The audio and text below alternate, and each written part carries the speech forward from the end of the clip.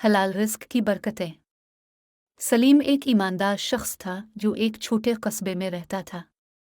इसके पास कुछ भैंसें और बकरियां थीं और वो खालिस दूध बेचता था। सलीम दूध में मिलावट नहीं करता और सस्ते दामों फरोख्त करता था। इसकी दयानतदारी की वजह से इसे थोड़े मुनाफा पर ही इक्तफा होता था। पूरे गांव में सलीम की दुकान का दूध मशहूर था। लोग उसे दूध के दाम बढ़ाने का मशवरा देते, मगर वो हमेशा इनकार करता क्योंकि वो जानता था कि हलाल रिस्क कमाना भी इबादत है। अल्लाह ने इसके रिस्क में बरकत दी थी।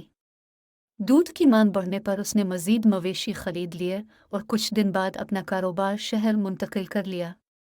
शहर में खालिस दूध की ज्यादा खपत थी, इसलिए सलीम ने वहां एक मुनासिब घर और मवेशियों के लिए अहाता किराए पर लिया।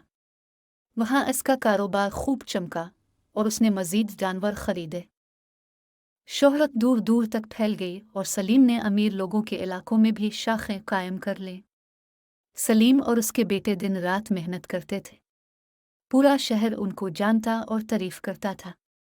सलीम ने हमेशा मिलावट से परहेज किया और कम मुनाफा लिया, इसीलिए अल्लाह ने इसे उरूज बख्शा।